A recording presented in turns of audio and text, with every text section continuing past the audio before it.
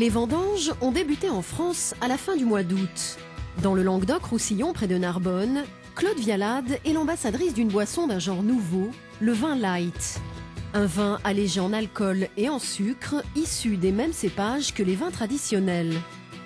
Les vins allégés en alcool et en calories suivent le même processus que les vins traditionnels.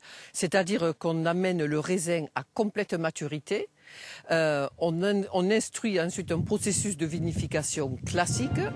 La désalcoolisation est en fait effectuée juste avant la mise en bouteille par une unité mobile de filtration. Le vin arrive donc d'une cuve, il passe dans le système en continu et repart dans la cuve.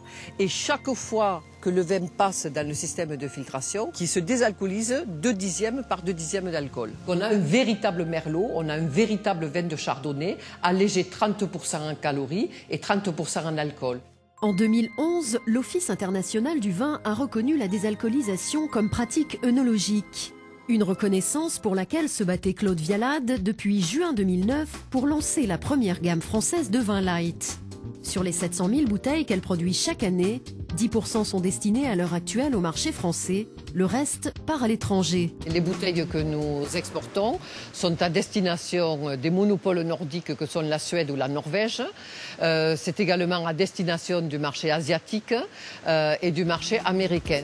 La France est le premier pays producteur de vin au monde, mais reste encore en retard par rapport à ses voisins en matière de vin allégé. L'approche française du vin est une approche très conventionnelle qui est axée sur le nom du château, sur le terroir, sur l'élevage en fût de chêne, sur les vins tout à fait classiques. Ceci dit, depuis 2 ans, nous avons développé donc la commercialisation et les propositions sur le marché français, une partie vers les centres de balnéothérapie et les magasins de diététique et d'épicerie fine.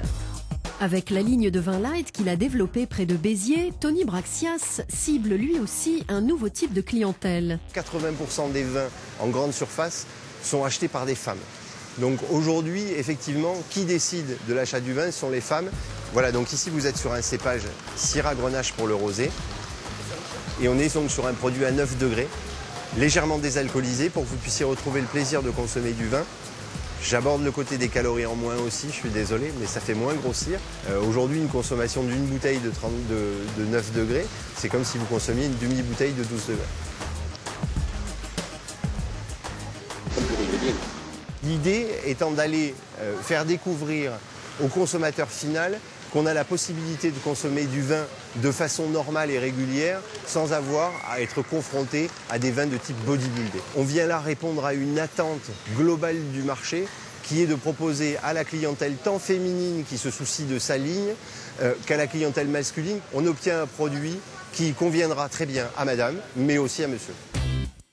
Première région viticole de France, le Languedoc-Roussillon est également une région d'expérimentation et d'innovation.